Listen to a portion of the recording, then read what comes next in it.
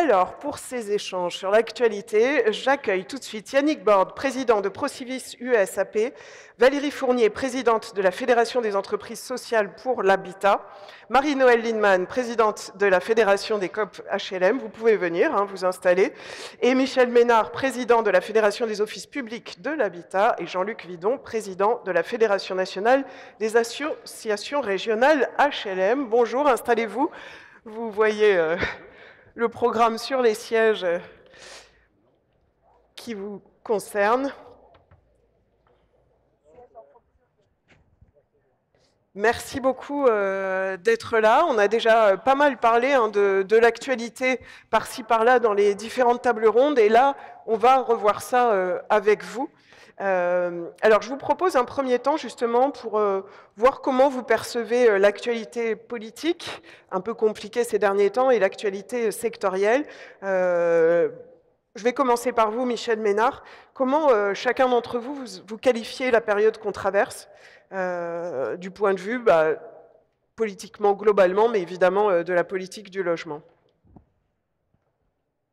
Vous faites passer peut-être, voilà, Michel Ménard, nouvellement élu. Écoutez, on est dans une période de forte incertitude politique. Nous n'avons pas de ministre du logement. Nous ne savons pas si nous en aurons un ou une dans quelques jours. Donc nous faisons ce congrès sans représentant du gouvernement, alors que nous avons des messages forts à porter. Et donc je dirais que nous avons besoin de stabilité et d'engagement politique fort de la part du gouvernement, parce que le logement, et particulièrement le logement social, a été maltraité depuis 2018. La mise en place de la RLS a été un coup de massue extrêmement important pour les acteurs du logement social. 1,3 milliard de ponctionnés chaque année, 1,1 milliard sans doute cette année, mais 1,3 milliard de ponctionnés chaque année, c'est autant de moins de fonds propres que les bailleurs sociaux ont pour construire, pour réhabiliter. Et donc nous avons besoin d'une politique de logement ambitieuse et qui s'inscrive dans la durée. Parce que tous les acteurs du logement vous le diront, on ne peut pas se projeter dans l'avenir avec des règles qui changent en permanence ou des non-réponses. C'est souvent ça d'ailleurs, parce que nous faisons des propositions et souvent il n'y a pas de réponse à la hauteur de nos enjeux. Pourtant, le logement est un bien de première nécessité. Quand on n'a pas de logement, c'est difficile de scolariser ses enfants, c'est difficile d'avoir un boulot, c'est difficile de se soigner. Donc nous avons besoin de plus de logements, nous avons besoin de plus de logements sociaux, parce que les logements sociaux donnent du pouvoir d'achat aussi à celles et ceux qui sont dans le logement social. Et ce n'est pas un hasard si nous avons de plus en plus de demandes. Emmanuel Cos le rappelait ce matin, 2 900 000 personnes qui demandent un logement social actuellement, plus 100 000 personnes l'an dernier, plus 100 000 en 6 mois cette année qui demandent un logement social. Et donc nous avons plus que jamais besoin de construire des logements sociaux, de les réhabiliter, et ça suppose une politique à l'échelle de l'État ambitieuse dans le domaine du logement. Merci Marie-Noëlle Lindemann. Est-ce que vous partagez ce besoin de stabilité déjà, et puis peut-être de vision, de installer une ambition dans la durée? Bien évidemment, ça me paraît un point clé. Mais à l'étape de l'actualité, oui, nous sommes à quelques jours d'un nouveau gouvernement et de la présentation d'un nouveau budget. Donc le temps est à se faire entendre haut et fort. Puisqu'on parle et de rupture, et de recettes et de déficit public, il faut d'abord rappeler que l'argent qui est mis dans le logement, et singulièrement dans le logement social, ça rapporte des recettes considérables à l'État. Alors certains acteurs disent que ça en rapporte plus que ça ne coûte, mais à minima, on est à peu près dans une balance équilibrée. Or, on a besoin de cette croissance, d'investissement, ça a été dit ce matin, de création d'emplois et de recettes pour l'État. Je vous rappelle qu'en 2024, une des raisons de la chute des recettes pendant l'été, ça a été la crise du bâtiment et de l'immobilier. Donc, il faut se faire entendre haut et fort. Le logement est un impératif pour le pays, tant du point de vue économique que du point de vue social, et pour le pouvoir d'achat. La deuxième chose dans cette actualité qui me paraît importante, et donc on est tous d'accord, la RLS, restaurer la RLS, remettre de l'argent au FNAP. Alors puisqu'il y a un débat sur taxer les riches, je ne vais pas rentrer dans le détail, mais il y a une taxation qui va toucher plutôt les ultra-riches et qui pourrait être faite sans impact, à mon avis, sur l'économie, c'est de taxer les transactions immobilières à plus de 15 000 € du mètre carré et de les taxer au moment de la transaction. Vous verrez qu'une large part de ceux qui achètent ce genre de biens ne sont même pas citoyens français. Ce sont des riches, souvent étrangers. Et on ne tuerait pas ni l'avenir de l'immobilier, ni l'attractivité de la France en taxant ces transactions. Et je suggère que cet argent aille au FNAP par solidarité. Ce qui est taxé aux riches va pour le logement social. La deuxième chose sur laquelle je pense qu'il faut qu'on insiste, c'est la crise que vit notre pays de confiance dans la promesse républicaine. Alors on a été un peu rassurés quand on a entendu ce matin le sondage sur la solidarité, le rôle de l'État et tout ça, mais ce qui, à mon avis, est un des éléments de la crise, c'est évidemment l'arrêt de ce qu'on appelait historiquement l'ascenseur social ou la promotion sociale. Et il faut rappeler que le logement social, il doit être un des acteurs, un des outils pour accompagner ses parcours résidentiels et ses capacités d'ascenseur social. Le trait social, le social locatif et l'accession sociale à la propriété. Or, dans les périodes de disette budgétaire, ça paraît très solidaire, très à gauche, très bien vu de s'occuper que du locatif très social et de négliger l'accession sociale à la propriété qui donne de la fluidité dans le parc, mais surtout qui fédère sociologiquement des catégories salariées, moyennes ou basses, avec des catégories plus en difficulté. Et sans cette solidarité de destin, eh ben, nous sommes en difficulté pour convaincre des efforts. Donc le logement social, il procède à cette solidarité de destin de catégories sociales populaires, moyennes et très en difficulté. Les messages sont passés. On reviendra plus spécifiquement, mais vous avez déjà donné les mesures que vous aimeriez voir passer dans le projet de loi de finances 2026, en tout cas le budget. Jean-Luc Vidon, côté Fédération nationale des associations régionales HLM, les attentes, la vision de la situation politique et plus particulièrement sur le logement. Déjà, le même constat que les intervenants précédents. Enfin, je crois que c'est la première fois dans un congrès de l'Union sociale pour l'habitat où on n'a aucun représentant du gouvernement. Alors qu'il y a 3 millions de ménages et pas de personnes qui attendent un logement social, alors que les attributions sont en baisse, et alors que la crise du logement que nous mesurons sur tous les territoires, et les associations régionales sauraient en parler de façon plus précise, eh bien, elle touche tous les publics et toutes les régions. Tous les publics, les jeunes, les salariés en mobilité, les personnes en difficulté, les catégories moyennes aussi qui n'arrivent plus à se loger, et puis tous les territoires, parce qu'il y a quelques années, on parlait de l'Île-de-France, de quelques territoires tendus. Aujourd'hui, c'est partout qu'on entend que les problématiques de la crise du logement existent. Alors, elles ne sont pas les mêmes selon les territoires.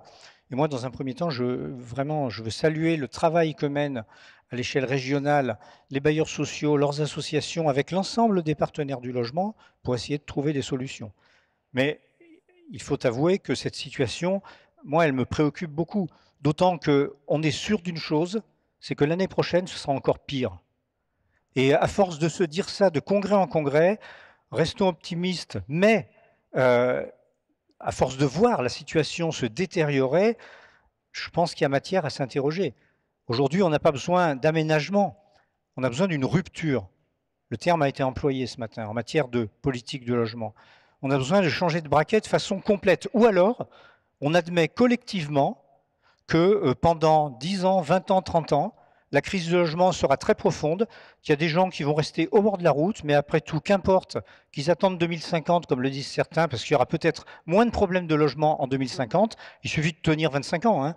Et puis, je rappelle aussi que les bailleurs sociaux sont engagés, outre la production, pour traiter la crise climatique. Le dérèglement climatique, on le voit tous les jours maintenant. On l'a vu cet été. On voit que telle ou telle ville à 40, 45, 50 degrés, c'est pas pour après-demain, c'est pour demain. On a besoin de dispositions fortes par rapport à ça. On n'a pas de politique, on a une inaction gouvernementale qui est dénoncée à l'échelle européenne quand même sur ce plan-là. Et puis le troisième élément, c'est la question de la cohésion sociale. Les bailleurs sociaux, leurs équipes font œuvre de cohésion sociale dans les quartiers, sont parfois les seuls à être présents face aux difficultés, face à un État qui a perdu la main par rapport au narcotrafic dans un certain nombre de sites. Ça, c'est très préoccupant. Et d'entendre tel ou tel ministre nous reprocher notre inaction dans ces circonstances-là, c'est quelque chose de proprement inadmissible. Parce que nos équipes sont là, sont présentes tous les jours sur le terrain pour agir. Elles ont besoin de soutien, elles n'ont pas besoin de reproches dans ce domaine. Donc voilà, la politique du logement est un échec clair. Nous avons une responsabilité à agir et il faut qu'on sorte de ce congrès en étant certains du rôle que nous pouvons jouer si nous travaillons collectivement, mais on est devant une situation qui est extrêmement grave, que nous gouvernants mesurent à travers un budget et des tableaux Excel, que nous mesurons, nous, à travers la détresse d'un certain nombre de personnes par rapport à la question du logement. Valérie Fournier, un diagnostic aussi dur que celui de Jean-Luc Vidon vis-à-vis de l'échec de la politique du logement et puis l'inaction de l'État. Quelle est votre vision de la situation politique actuelle et dans le logement en particulier ? Alors, d'abord, ce qui est clair, c'est que la période actuelle, elle est assez compliquée. Ça fait 5 ans. En 5 ans, on a eu 5 premiers ministres, on a eu 4 ministres du logement. Si Valérie Létard n'est pas renommée, on en aura 5. Donc, on peut dire ça fait beaucoup pour peu de temps. Ouais. On peut dire que l'instabilité politique pèse, et elle pèse d'autant plus sur des acteurs comme les nôtres qui sont très résilients et très de long terme, parce que ce que nous essayons de faire vivre au quotidien et de manière durable, c'est une promesse, comme l'ont dit mes collègues, républicaine, qui est fondée sur une croyance profonde en l'homme, en son inclusion et en sa capacité de devenir. C'est ça que nous portons collectivement au travers d'un objet qui est celui du logement. Donc c'est clair que d'avoir une instabilité politique n'aide pas à voir à long terme et est un problème pour nos organismes. Après, en sens inverse, on peut parler des absents et je pense que le sujet aussi de notre responsabilité, c'est d'appeler à cette stabilité et non pas de la peut-être conditionner.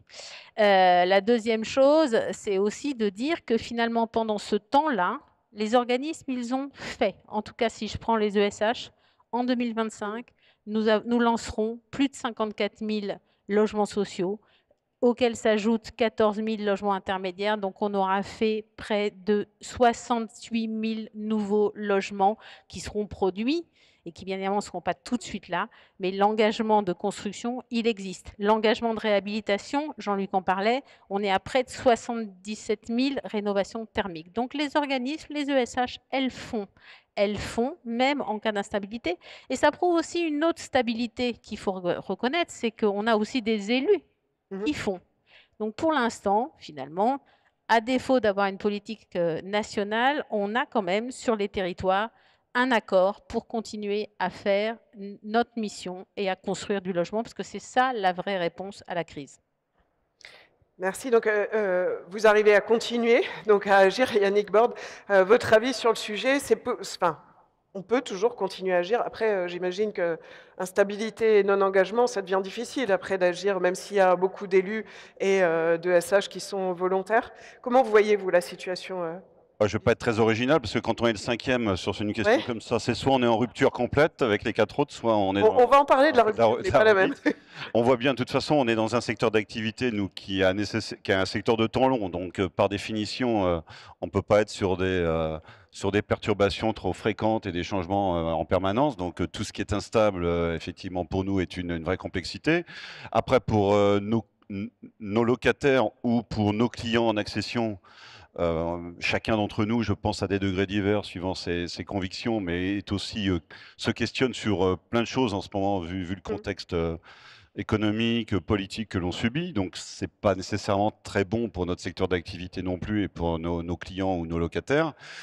Et comme l'a dit Valérie, je pense que ce matin, ça a été un petit peu aussi sous-entendu, c'est que soit on attend qu'il se passe quelque chose, et là, je crains que ça mette beaucoup de temps et que l'attente sera longue et qu'on sera sans doute plus en souffrance à attendre, soit on essaye de faire nous-mêmes des choses nouvelles, d'innover. Je pense que le secteur n'est pas nécessairement en retard par rapport à ça, même si c'est plus compliqué, et qu'on essaie de continuer de travailler et de produire. Valérie a donné les chiffres concernant les ESH. On voit bien que dans le secteur, suivant les territoires, suivant les élus, suivant la dynamique des organismes, ça peut être un peu différent, mais qu'on est capable de faire.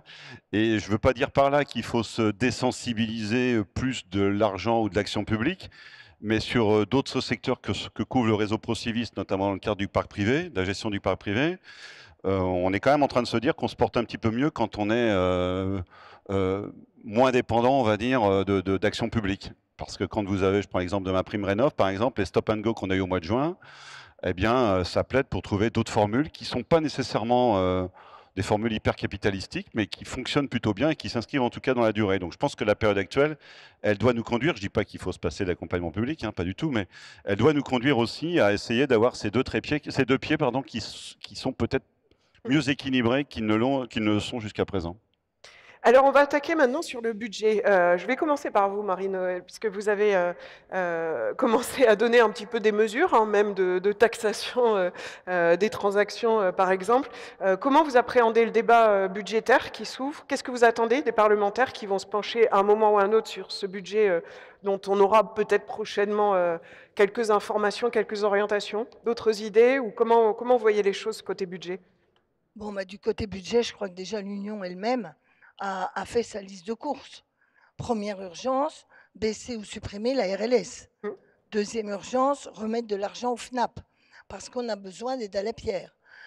Troisième mécanisme, on pourrait quand même espérer qu'on restaure la TVA 5,5 sur l'ensemble du parc social, ce qui quand même est un effet important. On va avoir un enjeu lourd, qui est celui avec les collectivités locales, sur la TFPB, et les mesures qu'on avait obtenues de M. Cassette, qui sera là, je crois, demain, ou dans l'après-midi, je n'ai pas repéré, et qui arrive à échéance.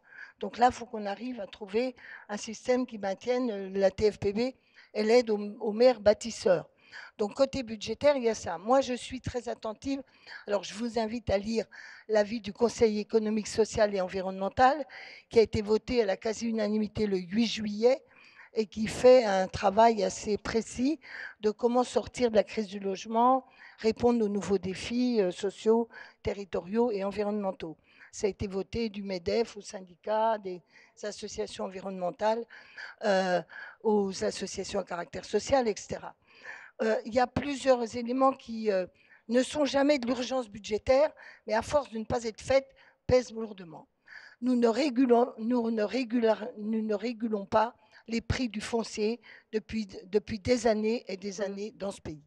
De sorte que les prix du foncier ont globalement, dans la longue durée, pris une hausse de prix qui est totalement démesurée par rapport à l'évolution des autres prix et des revenus.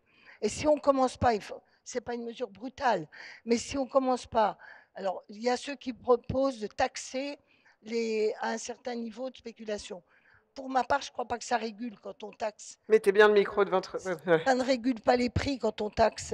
En revanche, on pourrait avoir quelque chose qui s'apparente au mécanisme qui existe pour les loyers, c'est-à-dire de ne pas permettre une hausse d'aller au-delà de X%. Donc, en tout cas, et selon les territoires, en tout cas, c'est un sujet qui n'est pas d'urgence budgétaire, mais qui, à force de ne pas être traité, coûte cher à l'État. Vous le savez vous-même. Quand il faut qu'on achète du foncier, il est devenu hors de prix. On demande aux collectivités de faire des efforts qui ne peuvent pas toujours le faire.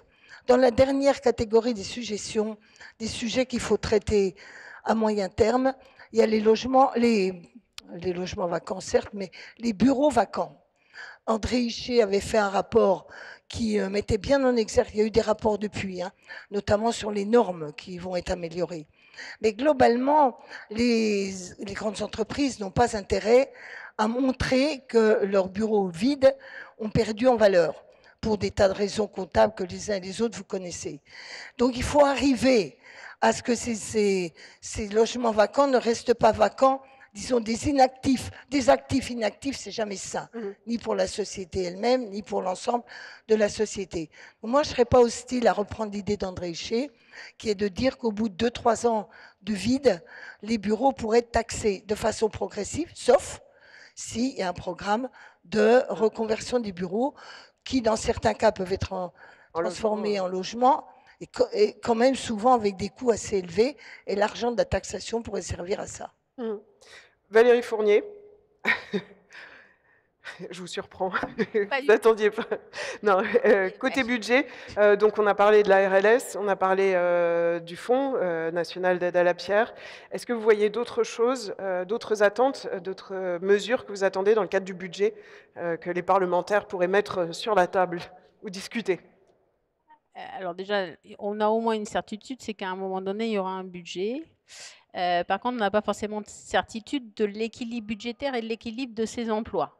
Donc, je pense que la première des questions qu'on peut se poser, c'est de savoir si nous ne serons pas victimes d'arbitrage, parce qu'en fait, beaucoup de secteurs d'activité appellent à des mesures en faveur, et donc on peut se retrouver parfois taxé à la place d'autres ou dans les choix, etc. Donc, je pense que la première des choses, c'est déjà d'avoir une certaine stabilité. Après, comme l'a dit Marie-Noëlle, on l'a dit au niveau de l'Union, le sujet de la RLS est quelque chose qui, effectivement, taxe le bilan d'exploitation des organismes et effectivement est complexe. Et par ailleurs, dire on supprime la RLS pour augmenter la part pour les organismes de financement du FNAP, c'est un peu de toute façon la même chose. C'est-à-dire que l'argent des organismes sert à financer de la politique publique, ce qui, d'après moi, n'est pas tout à fait logique vis-à-vis de l'État.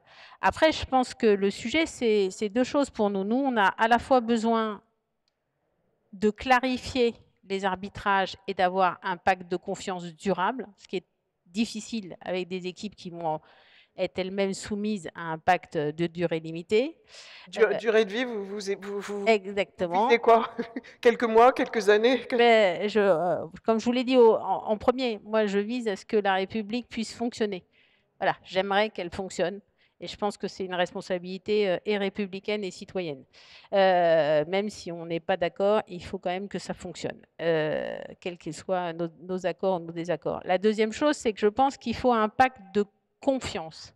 C'est-à-dire que nous, on a besoin, mais même toute l'économie, on n'investit pas si on n'a pas confiance. C'est une réalité, quoi qu'on en dise.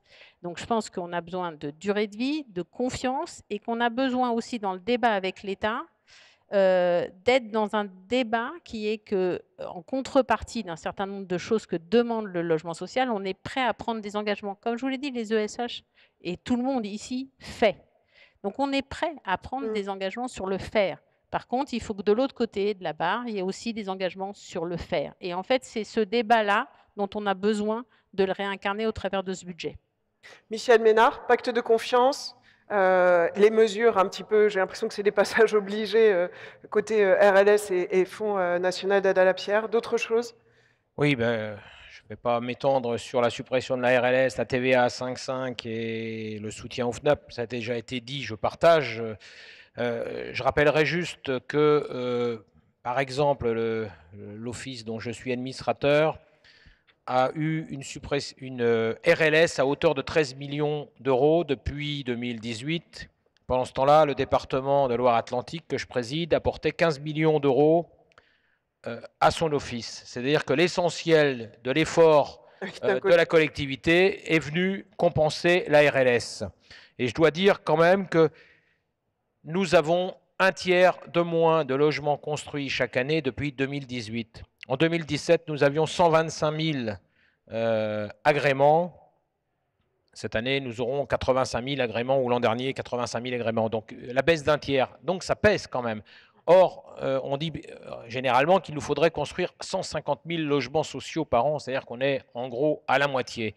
Ça montre que l'écart est grand et qu'il faut effectivement un pacte de confiance. Mais comment avoir un pacte de confiance quand, par exemple, avec Patrice Vergrit, il y avait un engagement d'1,2 milliard sur la rénovation énergétique et que ça a été bloqué ensuite par son successeur à 400 millions d'euros.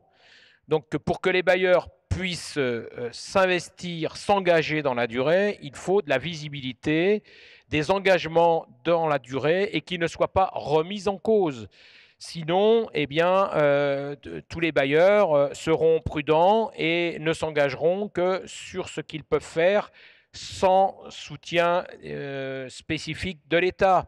Et donc, cette confiance, elle est essentielle. Alors, moi, je ne peux qu'engager les parlementaires à mettre le logement social au champ des priorités budgétaires, mais il faut aussi inscrire ça dans la durée. Dire également que nous répondons à des demandes de plus en plus importantes de personnes en difficulté, de revenus modestes, mais il y a toute une palette d'offres possibles et Marie-Noëlle ne me démentira pas, le BRS est une des solutions.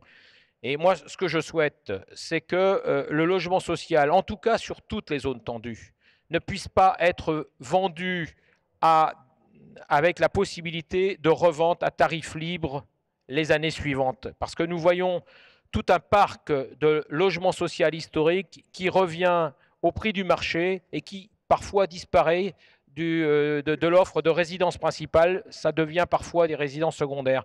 C'est pour ça que je plaide pour que la vente de logements social, en tout cas sur tous les secteurs tendus, se fasse via le BRS pour que ça reste dans le secteur du logement social et que même en accession à la propriété, il y ait une maîtrise du prix de revente de ces logements et que ces logements restent à vocation d'habitation principale. Message est passé. Yannick Borde, pacte de confiance, pacte de super confiance, je ne sais pas comment dire, parce que c'est un pacte de confiance où vous attendez que les engagements soient tenus. Je m'associe à tout ce qui a été dit sur le logement social. Je voudrais juste en profiter pour revenir sur ce que disait Marie-Noëlle sur l'ascenseur social, parce que effectivement, moi, où j'ai toujours un petit peu une crainte, c'est que si on concentre notre raisonnement uniquement sur le volet purement logement social, on oublie quand même que tout ça, c'est un parcours, c'est une chaîne, et que l'autre partie de la filière, il faut aussi qu'elle tourne. Le logement social, il est devenu en soutien fort et en apport, en achetant des opérations à des promoteurs immobiliers. C'est pas un modèle économique, ça. C'est un coût pour une période très compliquée. Bon, voilà. Donc, il faut aussi que toute la filière arrive à se relancer.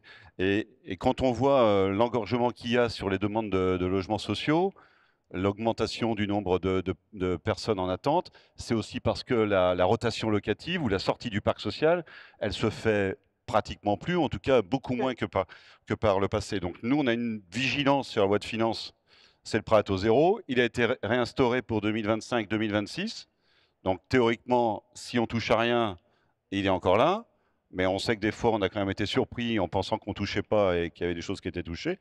Donc c'est là-dessus qu'on essaie de rester concentré pour faire en sorte que au moins cette partie-là demeure et que quand l'éclaircie sera présente ou que le brouillard sera un peu moins épais et que les gens auront un peu de confiance, que les questions autour de la crise gouvernementale, tout ça sera un peu derrière nous, ce que je crains, c'est que ça prenne quand même un petit peu de temps, eh bien on commencera à revoir une accession qui se déclenchera plus facilement, qui libérera du logement locatif social, qui permettra d'accueillir des populations, etc. Enfin, vous connaissez le circuit aussi bien que moi, donc je m'arrête là sur cette partie-là.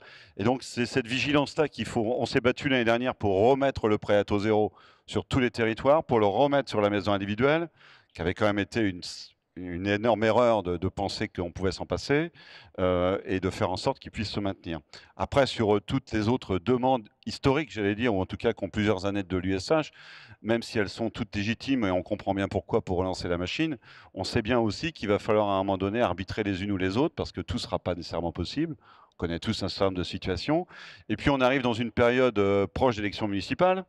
Donc je rebondis sur la remarque de Marie-Noëlle sur la question de la fiscalité locale. Je rappelle que sur l'accession sociale, sur le PSLA, il y a une compensation de la taxe foncière que sur ce mandat municipal qui s'achève. Voilà, donc on a tout un tas de petites choses, en tout cas de choses comme ça qui ne sont peut-être pas dans le spectre du plus grand nombre, sur lequel il faut qu'on reste combatif et vigilant. Jean-Luc Vidon, est-ce que vous êtes d'accord sur cette idée de recréer un cercle vertueux un petit peu dans les rotations avec le prêt à taux zéro qui pourrait être stabilisé, enfin, qui revienne mais qui soit toujours là après, qu'on ne le remette pas en question, et puis sur les points de vigilance, sur le côté territoire et municipalité? D'abord, je suis d'accord avec ce que vient de dire Yannick sur le fait que la politique du logement, elle doit être globale, qu'on ne peut pas la saucissonner. Il y a une politique du logement social, mais on voit bien les interactions entre le logement privé et le logement social. Le fait qu'aujourd'hui, le privé pardon, ne soit pas réhabilité fait qu'il y a plus de demandeurs de logements sociaux, etc. Donc, on a vraiment besoin d'un ministère du logement qui comprenne qu'il faut travailler sur l'ensemble de la chaîne. Au-delà de ça, ce que je voudrais dire, moi, par rapport au budget, c'est que avant le budget, on a un Premier ministre. Moi, j'aimerais bien qu'on ait une déclaration de politique générale qui traduise une ambition en matière de logement. Est-ce que, oui, dans ce domaine, comme dans d'autres, puisqu'il l'appelle de ses voeux, il y a une rupture, ou bien est-ce qu'on capitule devant la gravité de la crise du logement et qu'on admet que pendant 5 ans, 10 ans, 15 ans, nos concitoyens devront vivre mal et qu'on ne peut rien y faire? Le vrai sujet, il est là. C'est la question qui est posée aujourd'hui à ceux qui nous dirigent. Et le budget, finalement, moi, je rêve d'un budget, entre guillemets, intelligent, qui comprenne, qui permette de mesurer tout ce qu'apporte le logement à la nation. Le logement, ce n'est pas seulement des dépenses. Marie-Noëlle l'a rappelé, c'est des ressources. Le logement, c'est des ressources, mais c'est aussi un soutien à l'économie locale. Les bailleurs sociaux investissent 20 milliards d'euros par an et c'est un vrai soutien à l'activité économique. Le logement, on l'a dit dans la table ronde précédente, est nécessaire à la santé et les coûts évités parce qu'on est bien logé sont importants. Le logement social a été créé il y a 150 ans, notamment pour répondre à des problèmes de santé publique. On en parlait avec Stéphane Junique à l'instant. Le logement, il permet l'inclusion dans la société, il permet l'accès à l'emploi, il permet d'étudier dans de bonnes conditions ou de ne pas étudier quand on est mal logé. Il est un vrai soutien au territoire. Et finalement, quand on fait un budget, mais c'est peut-être pas en le faisant en 8 jours qu'on y arrivera, on pourrait se dire quel est le coût d'une non-politique du logement. Et aujourd'hui, on est en train de payer le coût d'une non-politique du logement. On est en train de le payer aujourd'hui, mais on est en train de le faire payer très cher aux générations futures. L'inaction gouvernementale en matière environnementale, l'inaction gouvernementale pour être en capacité de nous proposer une perspective à horizon 2030, 2040, 2050 peut-être en matière de logement est coupable par rapport à ça. Et ceux qui payeront le prix, c'est nos concitoyens les plus modestes, mais c'est aussi les générations futures pour lesquelles nous agissons. Donc moi, je pense que le budget, à partir de là, il doit résulter de vrais choix politiques. Oui, il y a des choix en matière de fiscalité. Il y a un vrai débat politique sur la fiscalité, mais je rappelle quand même que les meublés touristiques qui ont bénéficié pendant tant d'années d'avantages fiscaux, ils ont fait des ravages dans nos villes en matière de logement. Et que l'Union sociale pour l'habitat a appelé le gouvernement à la rescousse pour essayer de régler le problème depuis des années. Depuis des années, le problème n'a pas été traité, a mal été traité, a tardé à être traité. Je pense que le logement social, c'est la solidarité nationale, parce que c'est la seule façon pour un certain nombre de nos concitoyens, d'accéder à un logement abordable sans laisser faire le marché, dont on sait qu'il est destructeur par rapport à ça, et c'est vrai en France, mais c'est vrai dans toute l'Europe, et qu'il a donc besoin du soutien de la nation au travers notamment de la fiscalité sous diverses formes. Et puis, à partir de là, il a besoin de mesures de soutien claires. Et là, je rejoins tout à fait les propositions de l'Union sociale pour l'habitat en matière de RLS, en matière de TVA à taux réduit, en matière de soutien à la construction via les aides à la pierre. Et je rajouterai, je termine par là, en matière de soutien à la gestion des quartiers, le NPNRU, la politique de la ville, le soutien à des associations qui sont malmenées aujourd'hui et qui sont pourtant des acteurs essentiels de la cohésion sociale. On va y revenir juste dans un autre tour de table que je voudrais faire à propos de ces points particuliers, mais gardez le micro parce que je vais rester avec vous, parce que vous m'avez fait la transition tout à l'heure sur la rupture. C'est vrai qu'on a entendu le Premier ministre au moment de la passation de pouvoir parler de rupture, pas seulement sur la méthode, mais sur le fond. Est-ce que c'est souhaitable, imaginable? Et qu'est-ce que vous attendez? Ce serait quoi les marqueurs d'une véritable rupture en matière de logement? politique de logement? Une ambition politique en matière de logement ne peut pas se résoudre à considérer qu'en faisant 80 000 logements par an pendant 10 ans, 20 ans ou 30 ans, on va s'en sortir. Ou alors, ajoutons tout de suite que nous acceptons, je l'ai dit, collectivement, que nos concitoyens vont vivre de plus en plus mal. Le nombre de demandeurs de logement augmente et l'offre stagne quand elle ne diminue pas. Le nombre de demandeurs de logement en France, il a augmenté de 103 000 en 6 mois. En Île-de-France, on frise le million de demandeurs de logement. Je parle de ménages et pas de personnes. Il se pose peut-être aussi d'ailleurs un sujet d'aménagement du territoire. Et là aussi, on aimerait bien entendre nos dirigeants depuis des années. Parce que, à force de concentrer un certain nombre de problèmes, on est à peu près certain de ne pas arriver à les traiter. Moi, je dis ça aujourd'hui avec gravité, parce que derrière nos discours, ici, dans ce congrès et ailleurs, il y a des situations personnelles qui sont insupportables pour des jeunes, pour des étudiants, pour des salariés en mobilité, pour des personnes qui n'arrivent pas à se loger, qui sont mises à la rue, et que les bailleurs sociaux rencontrent, que les élus rencontrent dans leur permanence. Par rapport à ça, soit on dit que le logement est une priorité nationale, et on fait des choix budgétaires, soit on considère que finalement on va gérer la crise au fil de l'eau, avec un petit peu plus ou un petit peu moins de RLS, avec quelques mesures qui ne régleront rien, et l'année prochaine, on se retrouvera dans le prochain congrès en constatant que le nombre de demandeurs de logement a augmenté, que les bailleurs sociaux n'ont pas pu accentuer l'offre. On aura fait le job en matière de rénovation énergétique parce qu'on préserve notre outil de travail et là-dessus, on est organisé pour le faire. Par contre, dans bien des domaines, on n'aura pas fait assez. Et à côté de ça, le secteur privé aura continué à devenir de moins en moins une source de logement abordable. Ce qui veut dire que le nombre de demandeurs de logement va augmenter aussi chez les bailleurs sociaux du fait de la disparition d'une offre. C'est pour ça que je saluais ce que disait Yannick tout à l'heure sur la nécessité d'une politique du logement qui soit globale. Mais oui, il faut une vraie rupture. Yannick, peut-être, justement, qu'est-ce que vous attendez si on imagine une rupture, ce serait laquelle sur le logement ? La rupture, moi, j'évoquerais deux choses. La première, c'est que depuis, ça avait été notamment bien illustré dans le cadre du CNR Logement, il n'y a pas de débat sur le constat pratiquement. On est tous d'accord. Tout le monde est assez d'accord. Donc la rupture, ça serait déjà que ceux qui arrivent au gouvernement acceptent ce constat, puisqu'ils n'avaient pas vraiment non plus dénoncé quand on l'avait fait, et mettre en place, alors on sait très bien que tu ne vas pas tomber du ciel du jour au lendemain, mais qu'on commence à prendre en compte ce constat et qu'on traite sujet par sujet, on commence à en traiter un. Et la deuxième rupture, entre quelques-uns, et la deuxième rupture pour moi, c'est qu'on fasse, ça a été dit un peu, je crois, par Marie-Noël ou Michel, je ne sais plus, c'est que cette question du logement, ça ne soit pas une question de politique budgétaire, mais c'est une politique sociale. On voit bien que la vie de chacun de nos habitants, elle n'est pas la même si les questions de santé, les questions d'éducation, les questions d'emploi et les questions de logement sont favorables ou moins favorables.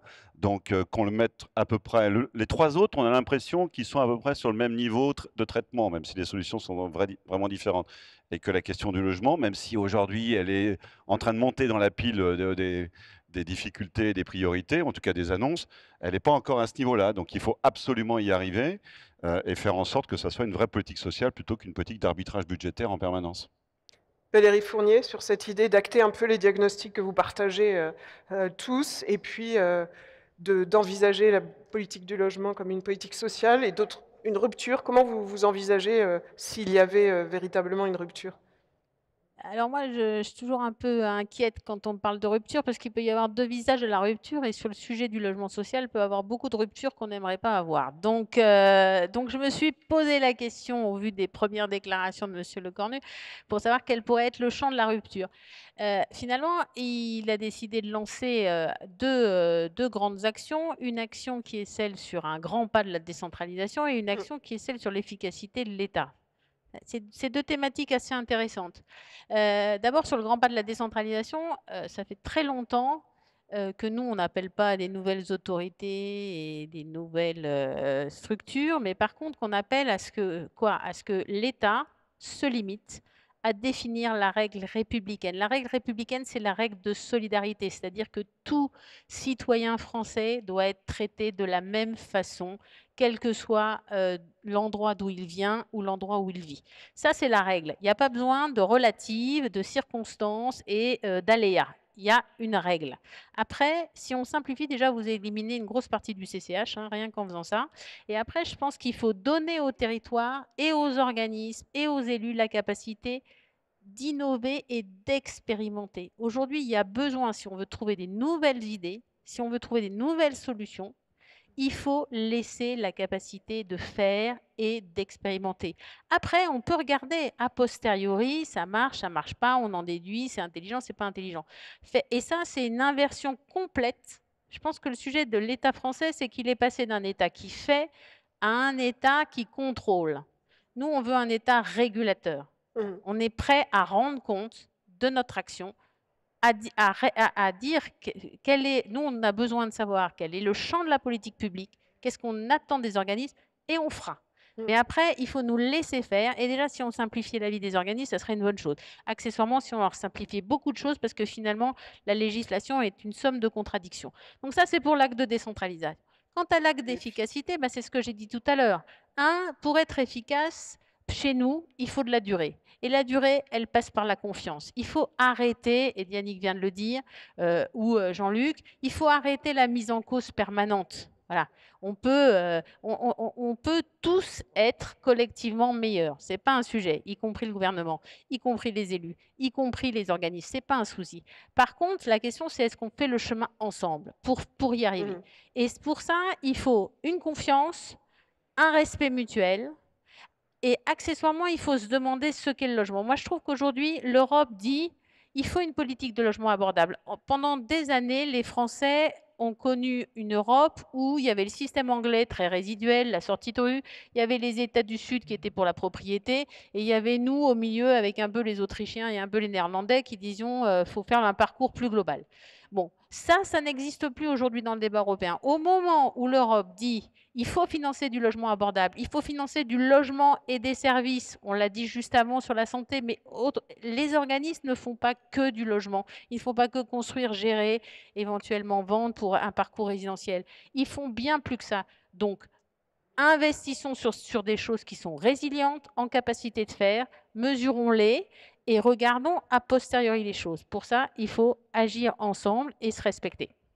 Michel Ménard, ou Marie-Noël, peut-être Michel Ménard sur, alors voilà, on avait la même proposition, on a dit on va voir qui prend la parole en premier. Et donc, ça n'empêchera pas Marie-Noël j'associe Marie-Noël à cette proposition et elle le redira éventuellement. Moi, je pense qu'il faut une loi de programmation sur le logement. Parce qu'une politique de logement digne de ce nom se construit sur une dizaine d'années et pas simplement par un amendement au projet de loi de finances. Donc, et ça renvoie à la stabilité, à l'inscription dans la durée. Et la rupture que nous appelons, nous, de nos voeux, les offices publics de l'habitat, c'est de redonner de la visibilité et de la confiance à toute la chaîne. Parce que, évidemment, Yannick a eu raison de rappeler l'importance de l'accession à la propriété. On est dans nos responsabilités respectives ici. Donc moi, je parle de logement social en tant que représentant de la FOPH, mais c'est vrai que toute la chaîne est importante. Plus de 80% des gens ont habité, habitent ou habiteront dans du logement social. On voit bien que c'est un enjeu essentiel, mais heureusement, beaucoup accèdent aussi à la propriété et se logent différemment. Et donc la question, c'est quand même la visibilité, la loi de programmation et qu'on fasse confiance au territoire. Ce n'est pas possible que ce soit simplement Bercy qui décide des politiques publiques. Il faut faire confiance au territoire et moi je pense qu'il faut une loi de décentralisation, confier une vraie responsabilité dans le domaine du logement aux élus locaux, mais avec des moyens dédiés.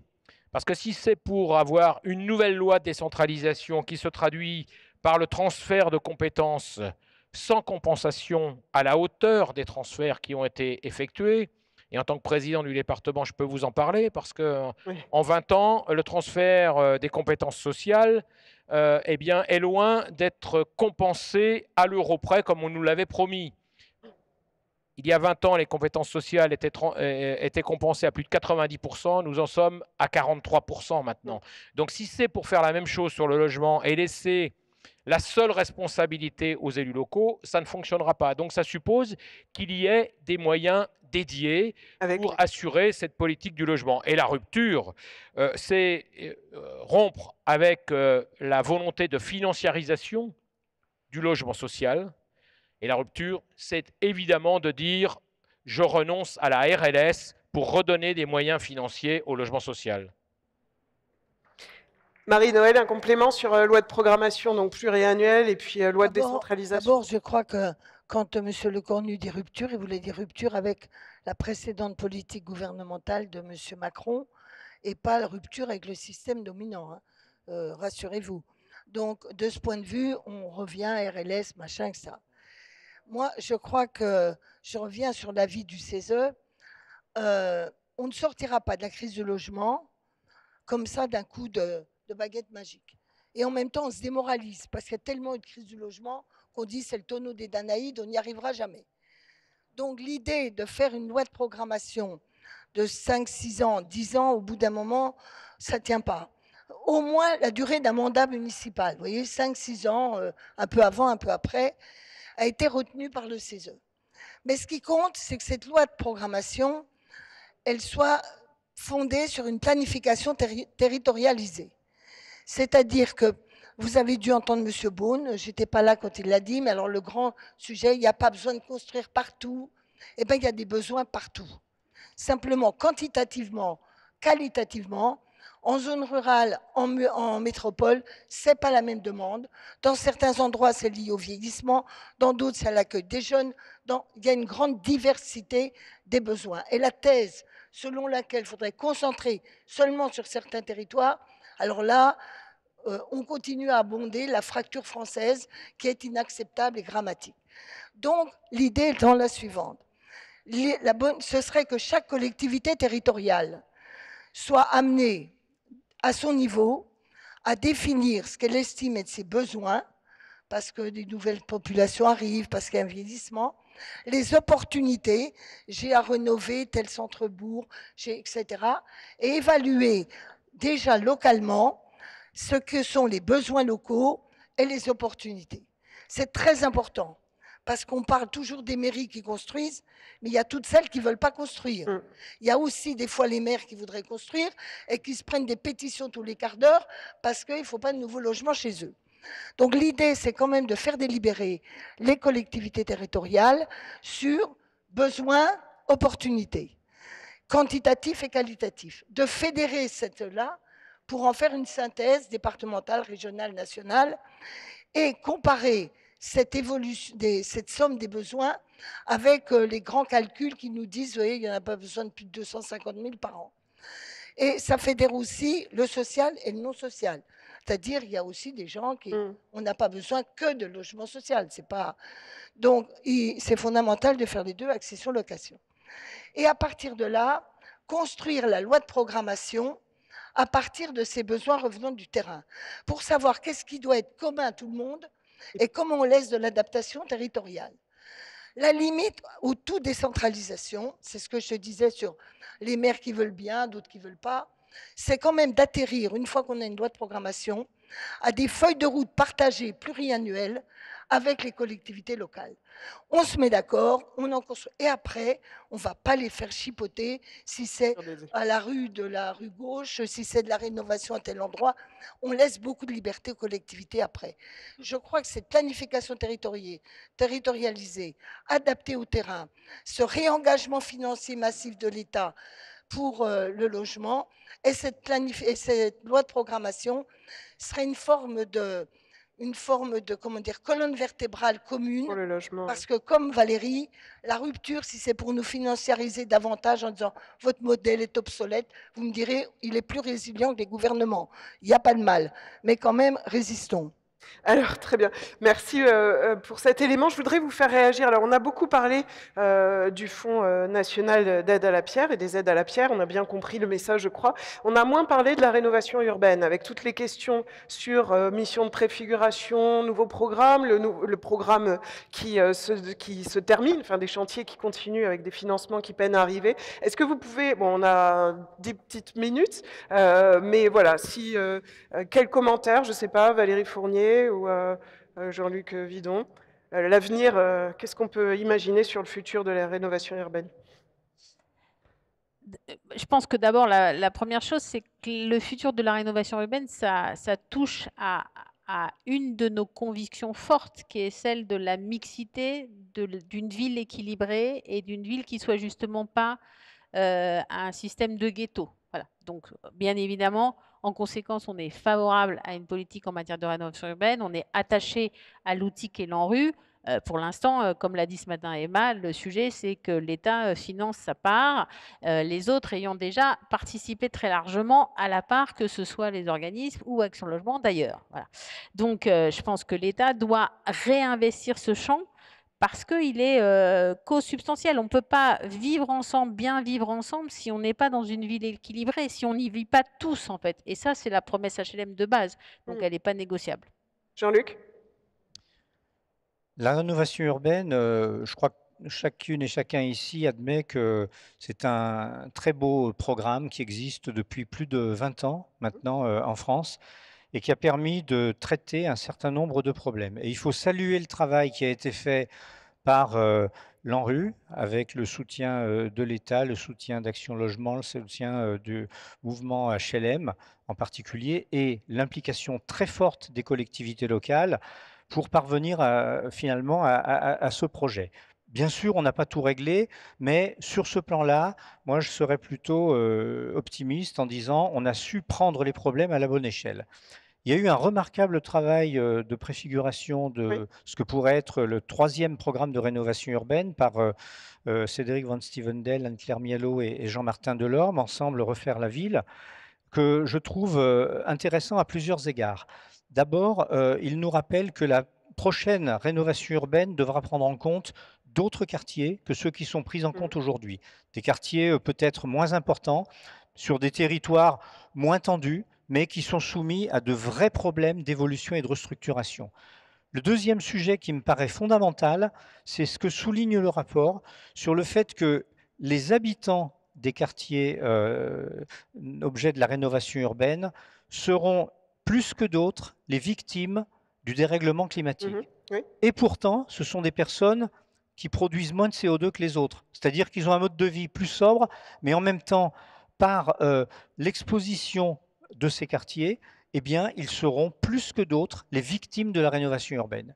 Ça, c'est inadmissible, évidemment, et ça doit être combattu. Et merci aux auteurs du rapport de l'avoir souligné. Je pense que nous avons un devoir collectif par rapport à ça, d'accélérer les choses en matière de rénovation urbaine. C'est non seulement le traitement du bâti, mais c'est aussi tout l'accompagnement, la prise en compte des risques climatiques, de la biodiversité, bref, une réflexion plus globale sur la ville. Et puis le troisième élément qui est dans le rapport, c'est le fait que les habitants doivent être associés de façon beaucoup plus forte à des opérations qui ne sont pas que des opérations de rénovation du bâti. Et je termine par là pour souligner que là, au-delà de la rénovation urbaine, ce qui est important, c'est le travail qui est mené au quotidien dans les quartiers. Ce sont des projets qui sont longs, qui sont complexes, qui sont difficiles pour les habitants. Nous devons les accompagner. Et moi, je souhaite souligner le travail remarquable des bailleurs, des associations de locataires, et des associations de quartier. Je pense à des structures comme les régies de quartier, les entreprises d'insertion, qui travaillent au quotidien sur ces quartiers, qui aujourd'hui sont de moins en moins soutenues par l'État alors qu'elles devraient l'être. Et pourtant, c'est elles qui, avec nous, font la cohésion sociale. Yannick, peut-être un mot sur la rénovation urbaine? Je ne vais pas rajouter grand-chose parce que l'essentiel a été dit, sauf peut-être... Et on en parlera aussi dans une plénière de jeudi matin aussi. Sauf peut-être insister sur la nécessité de mixité et puis se dire aussi, surtout quand on fait le bilan, de temps en temps, les détracteurs pourraient dire rien n'a changé, sauf qu'on ne sait pas ce que ça serait devenu quand même si rien n'avait été fait. Donc il faut peut-être aussi pas complètement jeter tout ça et pour avoir, nous, un pied aussi dans le logement non social, c'est peut-être aussi sur cette partie-là, je pense notamment aux copropriétés, je pense à la construction neuve, que l'exercice a été le plus difficile et peut-être le moins satisfaisant en matière de logement. Après, pour avoir aussi une casquette d'élu local, cette question-là, elle ne s'arrête pas à la seule question du logement. Jean-Luc a parlé de la vie associative, de la vie des quartiers. Il y a tout l'investissement urbain qui est fait aussi par la collectivité locale.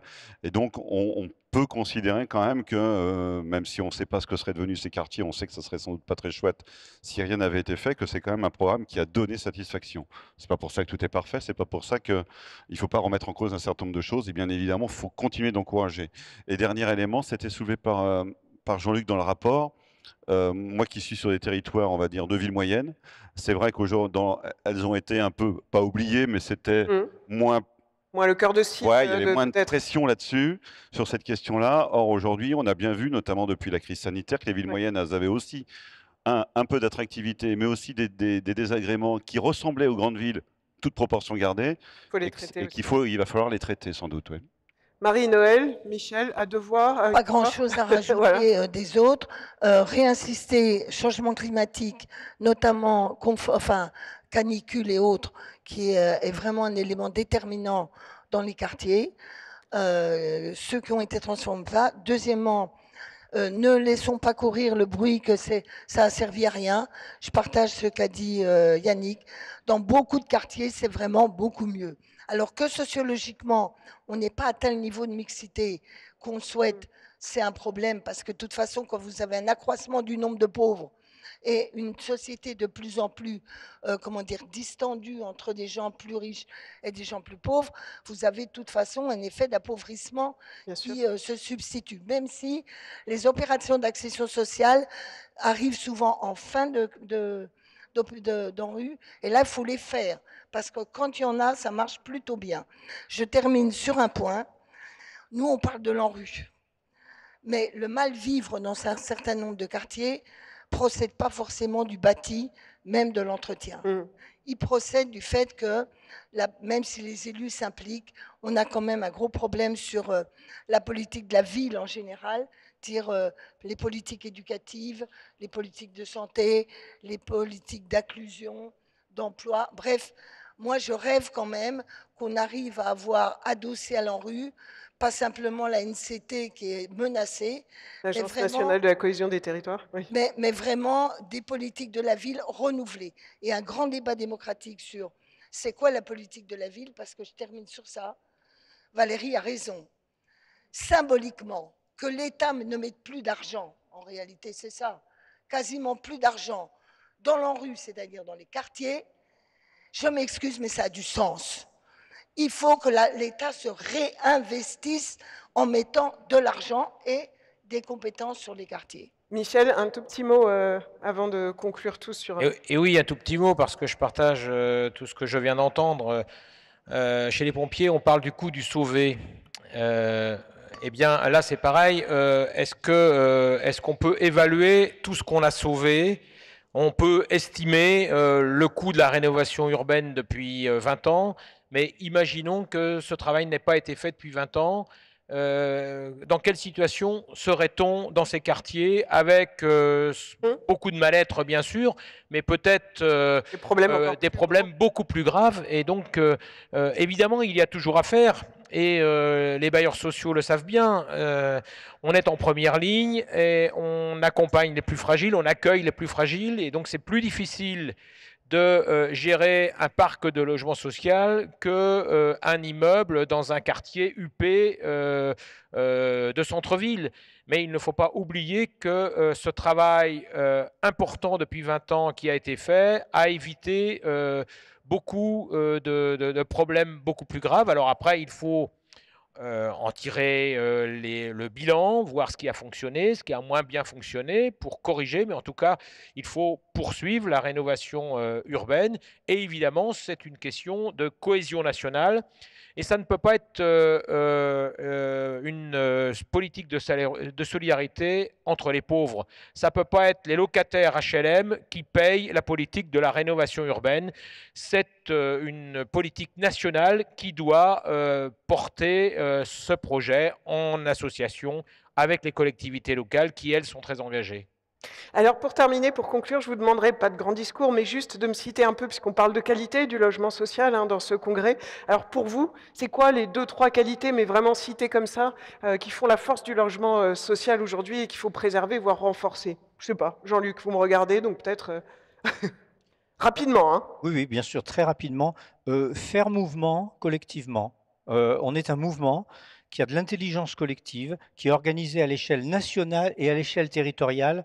C'est une grande qualité par rapport à nos partenaires et je crois que ce congrès va permettre de le montrer. Michel, vous avez le micro et vous étiez prêt.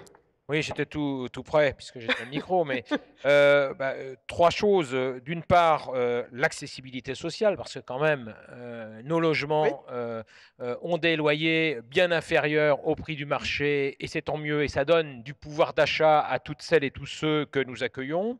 C'est l'innovation sociale et environnementale, parce qu'on le rappelle régulièrement, même si nous avons encore beaucoup à faire et que c'est la raison pour laquelle nous demandons des moyens, il y a un engagement fort de tous les bailleurs pour rénover leur patrimoine, lutter contre le dérèglement climatique, que ce soit les inondations ou le réchauffement climatique.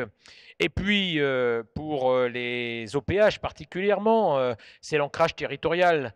Nous construisons partout, nous gérons des patrimoines immobiliers partout. En Loire-Atlantique, le bailleur départemental, il est présent dans 149 communes sur 207. Ça veut dire que, y compris un maire d'une commune de moins de 1000 habitants, s'il demande à avoir quelques logements sociaux, nous répondons positivement. Marie-Noël, très court, hein.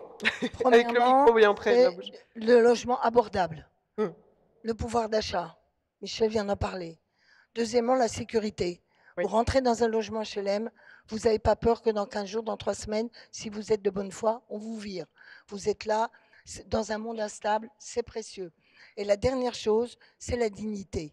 Toute une série de gens qui sont aujourd'hui logés en HLM ne sont pas forcément très bien traités dans la société française.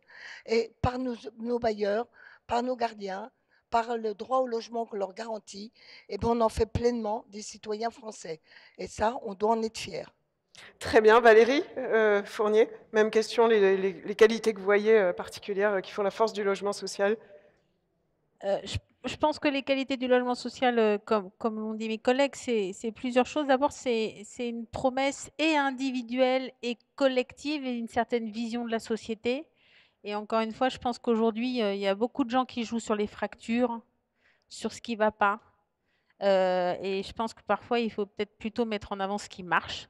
Et ça, c'est aussi une des caractéristiques du monde HLM. Je l'ai dit, le monde HLM, il fait au quotidien, tout le temps, et il est résilient. Il ne quitte pas les territoires, il ne joue pas au Monopoly, il ne change pas d'axe de travail.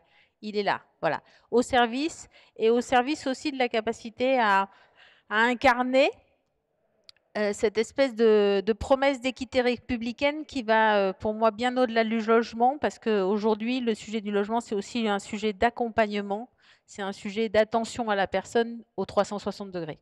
Yannick ? Je ne veux pas être très original, je veux dire de relancer l'ascenseur social, c'est-à-dire qu'on voit aujourd'hui que les jeunes générations, elles ont la conviction de penser qu'elles vivront moins bien que leurs parents ou leurs grands-parents, et que le passage dans un logement social, ça doit contribuer à cet ascenseur social. Aujourd'hui, il est en panne, et donc comment nous, on y contribue et on permet de le relancer. Super, bah merci beaucoup en tout cas, c'était très riche, porté par pas mal de messages, hein. Je ne sais pas s'ils iront jusqu'aux interlocuteurs concernés, mais on l'espère en tout cas. Merci beaucoup.